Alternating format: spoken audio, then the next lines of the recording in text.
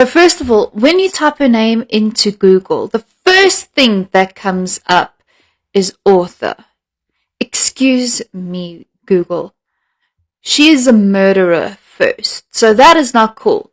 Also, I have no idea why, but when you type in her name, it leads you to a Chinese article titled How to Murder Your Husband. So I have so many questions.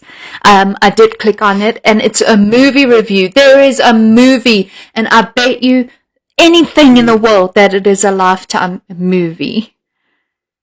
It's probably a Lifetime movie.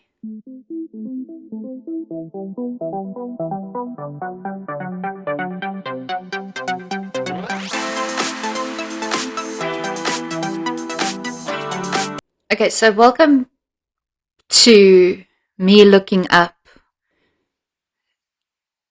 this woman. It is absolutely insane. Today's episode of Once Upon a Word podcast will have themes of murder, violence, conspiracy to commit murder and violence, and poking fun at the perpetrator. If you're uncomfortable with these themes, please proceed with your mental health and well-being in mind. Thank you.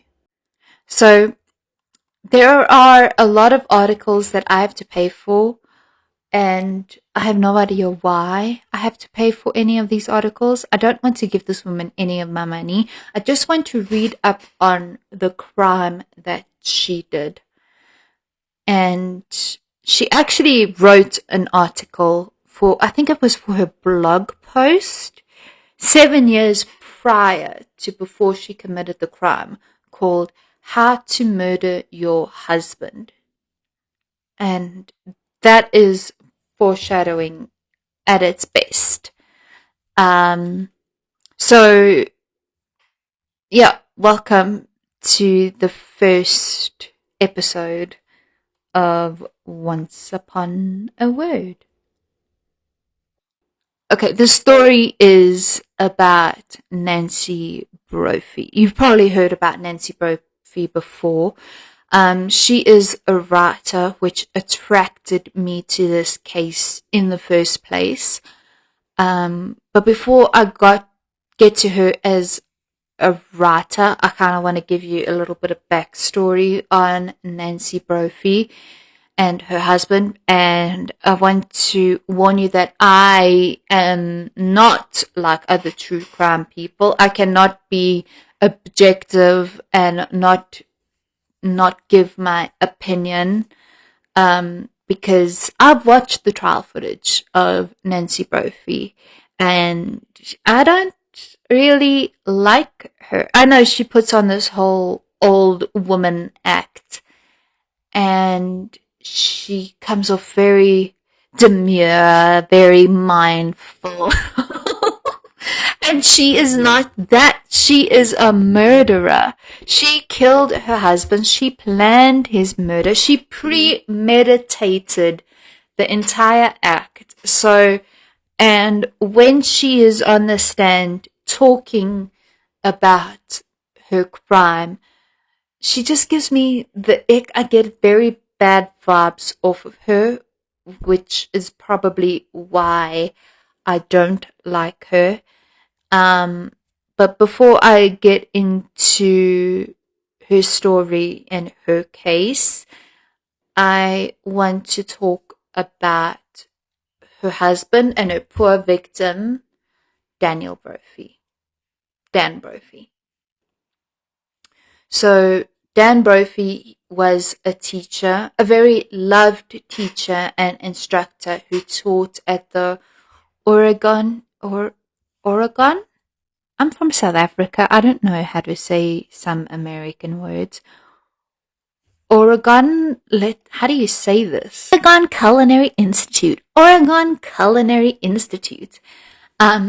And from all the videos and articles that I've watched and read, he was a very loved instructor, and his students were excited to see him every day, and he really worked hard to connect with the students and get them to fall in love with the culinary arts. So Daniel Brophy started out washing dishes in the kitchen.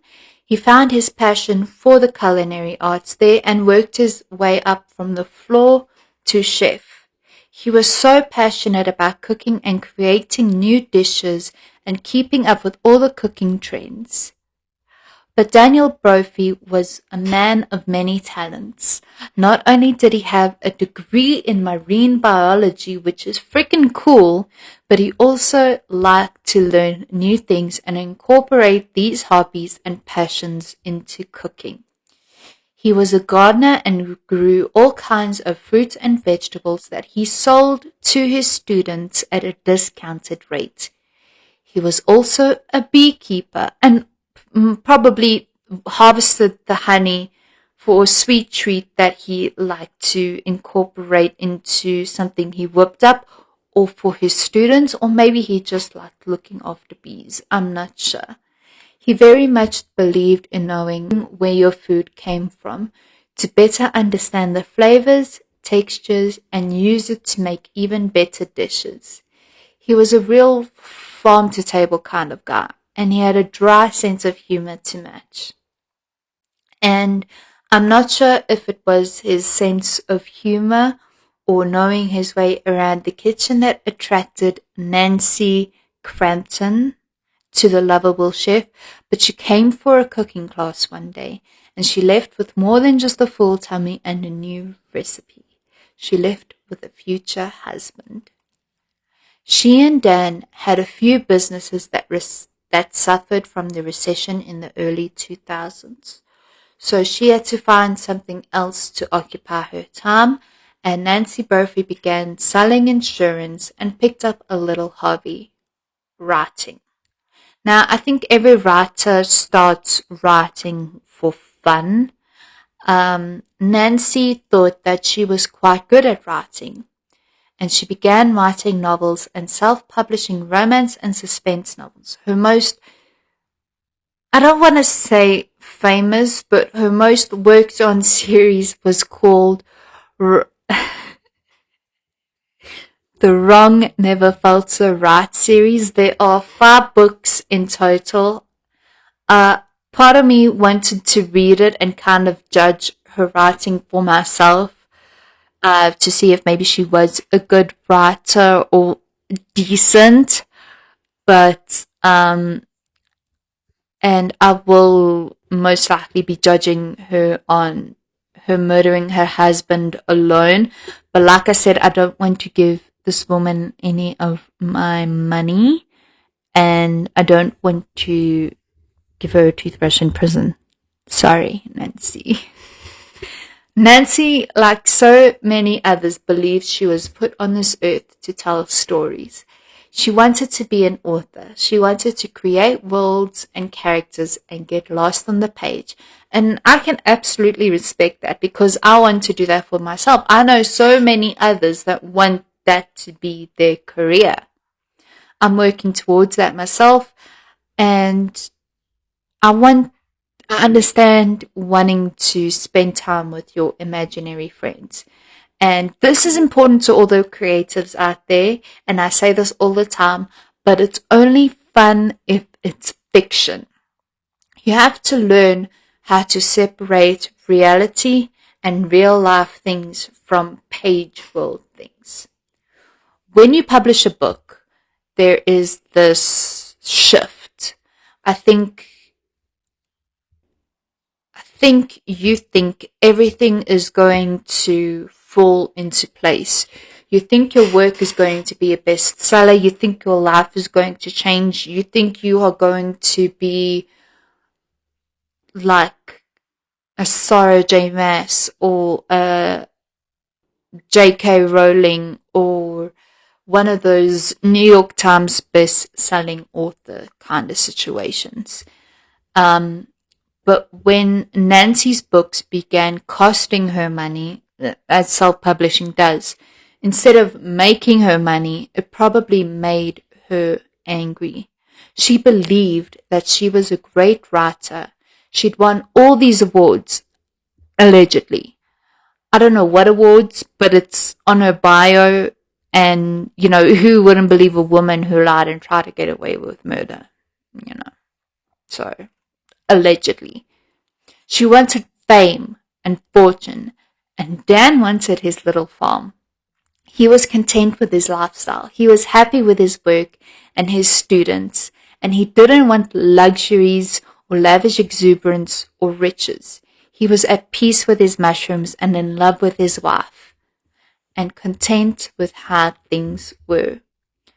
Now, someone you do not want to piss off is a writer. We will villainize you and really dramatize the most evil parts of yourself and turn you into a monster that you, and very dangerously, we will not recognize.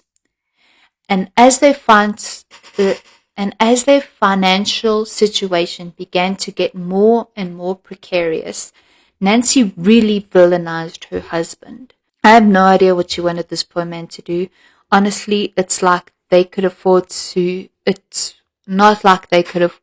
quit their jobs or anything, but she just got angrier and angrier, and she decided that she would handle the situation herself.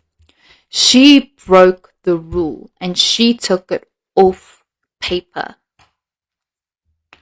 On the 2nd of June 2018, following his routine, Dan Brophy arrived at Oregon Culinary Institute to prepare for the day. Oregon? How do you say this word? Oregon Culinary Institute. Okay, so he arrived at Oregon Culinary Institute to prepare for the day.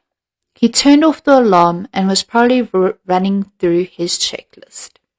Get the kitchen set up for the class's demonstration, maybe overlook some of the recipes, swap out some ingredients, or check the fridges, when his life was unfairly and cruelly taken from him. As he was getting water and coffee ready for his students, because that's what Dan cared most about, his students, he was shot in the back around 7:22 a.m., right by the kitchen sink.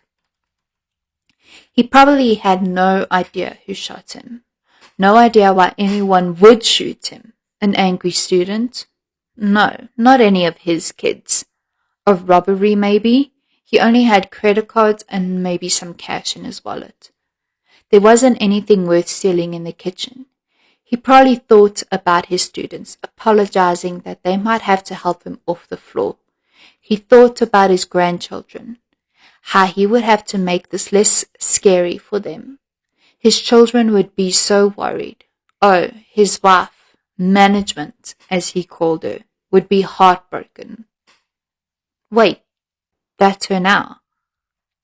Dan Brophy was shot again in the chest. Survival was near impossible, and he was found by his students. Emergency services were called, and unfortunately, Dan Brophy did not survive. The police called his wife to give her the news, and Nancy raced to the institute to find out what happened. She was consoled by students and investigators. As Nancy and the community were grieving, police got to work to try and find out who the killer was. Now, this is where writers would generally spend a lot of time researching and putting the pieces together. But for the life of me, I have no idea how Nancy failed to consider this, because as writers, we know that the devil is in the details. Get this. Nancy told investigators that on the morning of Dan's murder, she had spoken to him briefly before he left for work. Sis failed to consider that, yes, maybe the institute didn't have CCTV cameras, but what about everywhere else? Mrs. Wrong... Sorry. The wrong author was caught driving around the area surrounding Oregon Culinary Institute since 6:39 that morning. Her grey minivan was spotted just outside the institute just minutes before her husband drove in at 7:08. Minutes later, her van raced off on her way home, where she waited for the police to call her and tell her that her husband had been murdered.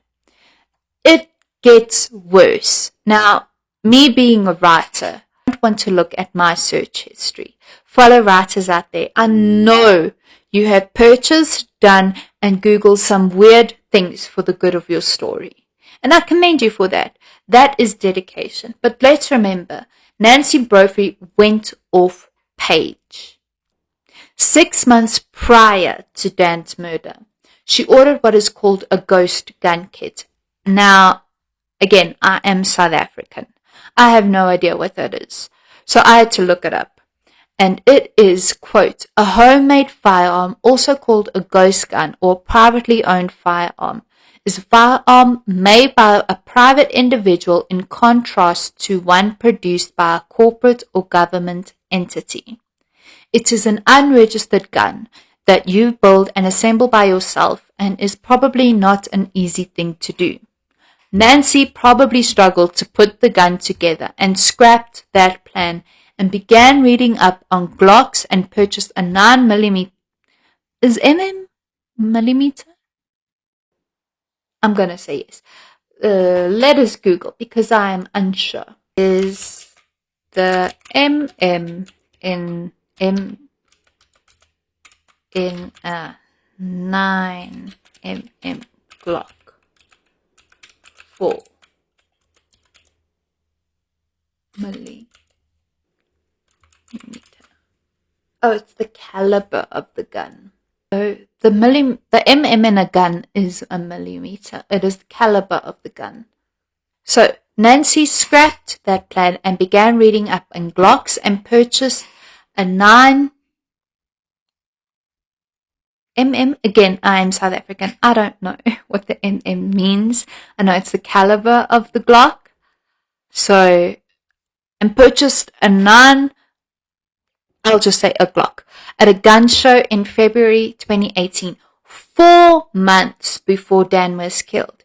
And guess what shell casings were found at the scene of the crime? 2 9mm casings. Nancy!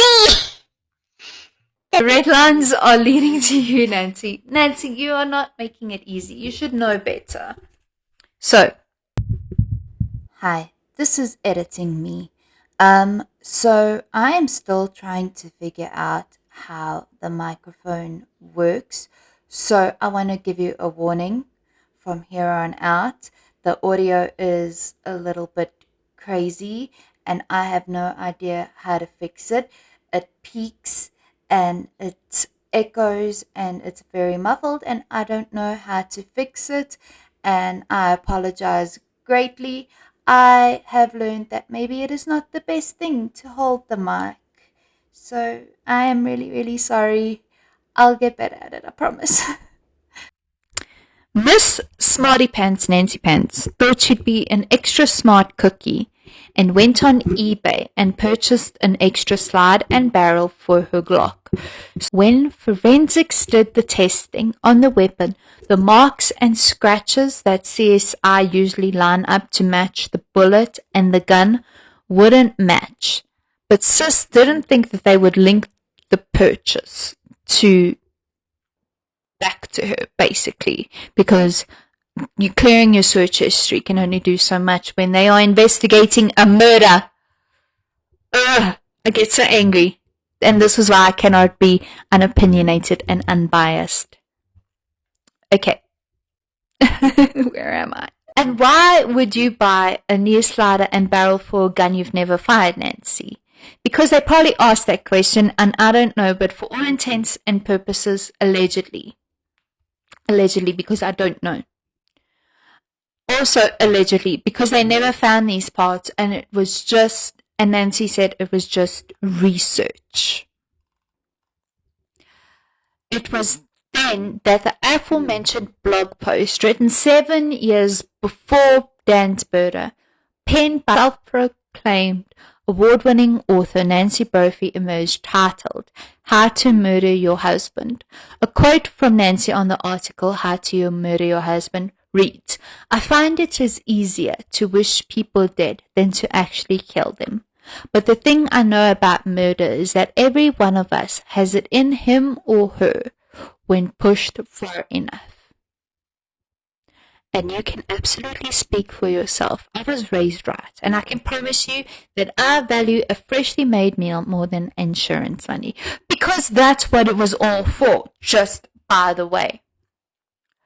Nancy Brophy stood to inherit a life insurance policy of $1.4 million. After Dan was buried, she sold the house because it held too much memories for her. And again, all the red string is pointing directly to you. And I've been into true crime for a long while, since I was in primary school. My mom used to watch Oprah, where Oprah would interview the most unsavory characters. My dad was a homicide detective, it seems like, in another life, but he was a homicide detective way back when. So I feel like it's in my blood.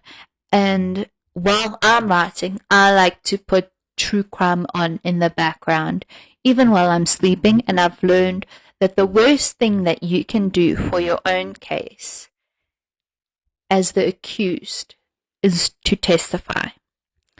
And what did Smarty Pants Nancy Pants do?